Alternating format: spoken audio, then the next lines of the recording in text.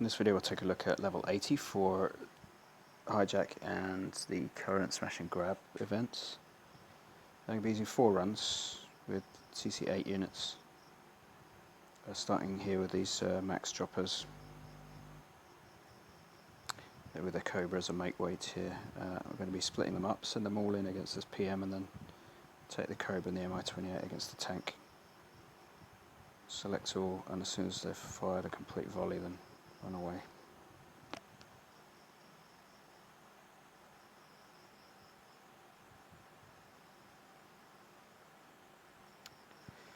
We've all got maximum equipment except for the Cobra there, which is just filling in the blanks really.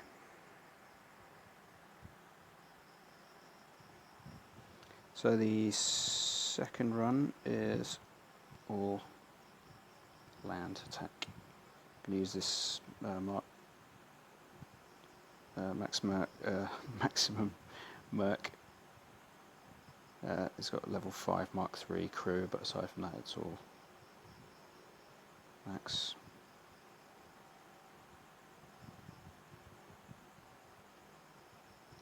So we'll take out these 2 units here. Send the HIMARS against that wall and then spin the Mantis and the MkIII back over here. And the HIMARS also. The HIMARS incidentally level 8, as you see, with Mark III crew, which is also level 8. They have a level 8 also HIMARS upgrade with a level 6 Mark II armour, I think. So I'm going to send the HIMARS against this wall and then run the tank into this corner.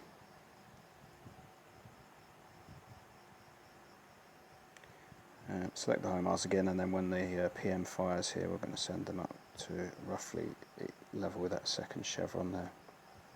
And just as the tank gets into the corner, we'll twist him up to the second chevron as well.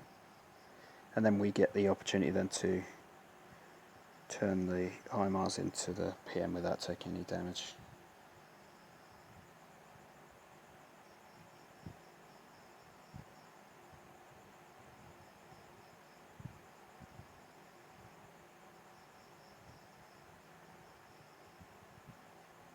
So I'm going to use the tank as the decoy for the salvo units and then put the 3 HIMARS onto the gun.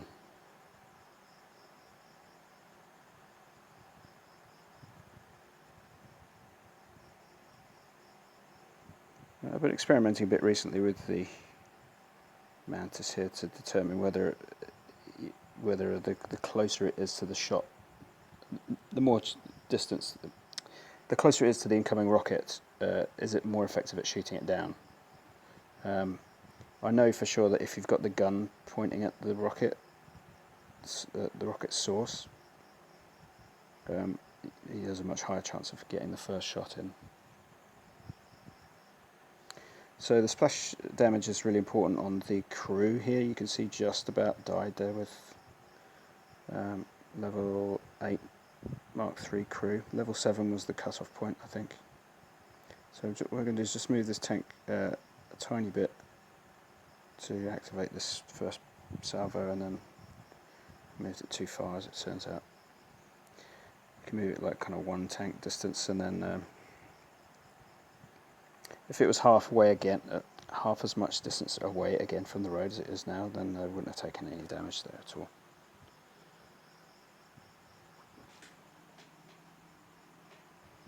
Provided the Mantis was doing its job properly.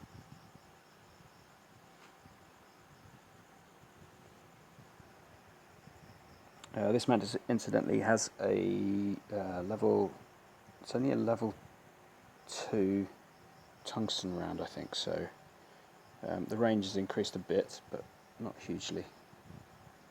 So the first run was 696, which seems to be the new norm. Previously it was 544, so I don't know if MkIII have done one of their famous mid-event tweaks. So we'll send all the choppers up to this last post here.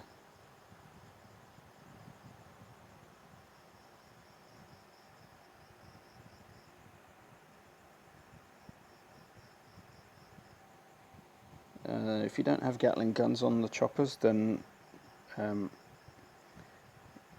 you could dip in and out trying to kill this last tank here. He's just being hit by it actually looks like rocket fire. Yeah, so maybe the rockets would have done it, probably. Otherwise, yeah, you can just dim in and out of the salvo's range there. Just take a few shots and step back. Previously I was using 3 MkIIs there for coming in with a bit of flare cover, which usually meant taking no damage, so that was okay too. So 764 for run number 2. Run number 3 was free, as you see. So run number 4. We'll send everyone up to this corner, and then we'll redirect the HIMARS and the Mantis onto the 3rd post.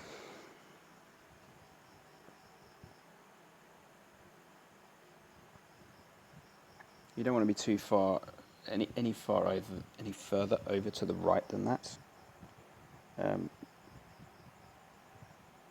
They have a tendency to activate various towers if they're a little bit further over. So we get the tank into position, and we also want the Mantis in facing the same direction.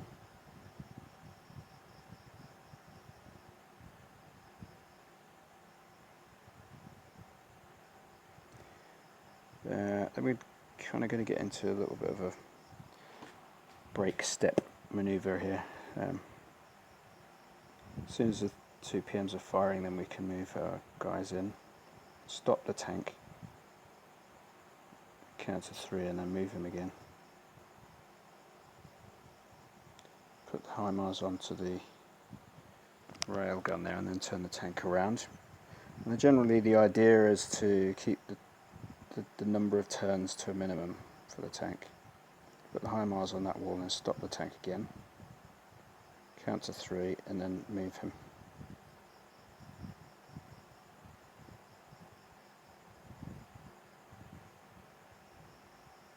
And then one more time.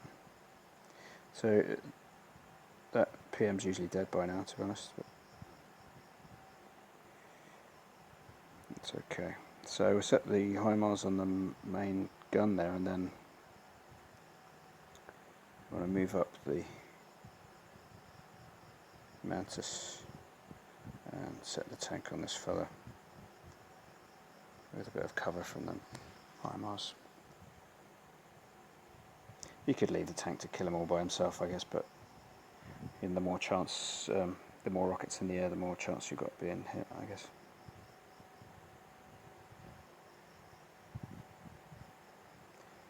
So when you get to around that position, you can spin in and on this gun, and it'll kind of leave you in a decent straight line to the war factory. So we target this wall here.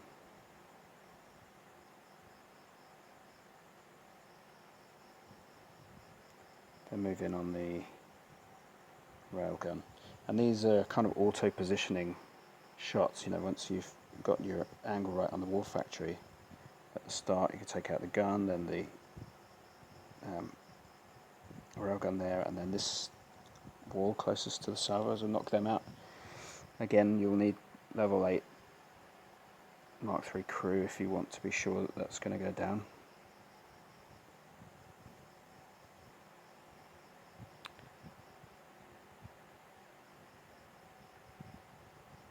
I'll spin those guys around and then send them up to this point here, and then we'll focus on the flat gun.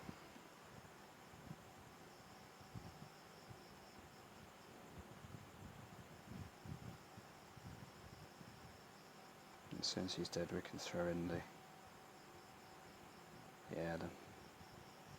and then we're done. So it's a highly repeatable strategy. Anywhere between 2,000 and 3,000, depending on whether one or more rockets gets through. Generally the movements with the tank will take the brunt of the damage there in that fourth run, sorry. So let's see what we got in the end. So the final run was 823, which gives us 2,283. So yeah, I would say somewhere between 2,000 and 2,500 generally is the cost. And it is repeatable, so yeah, go ahead and try. I think it's worth reviewing a few of as many of the click points as possible. It might look, as with any of these videos, that you can just generally move in one place or another, but the really specific click points, you wouldn't want to go any higher than this line here, for instance, because this PM that's up here, if you're using, I had at some point 2 sets of 3 HIMARS, and I found that they were accidentally spinning into that point there, just as they were coming around to kill these salvos, and yeah, and that's all it took then, so 10k oil damage.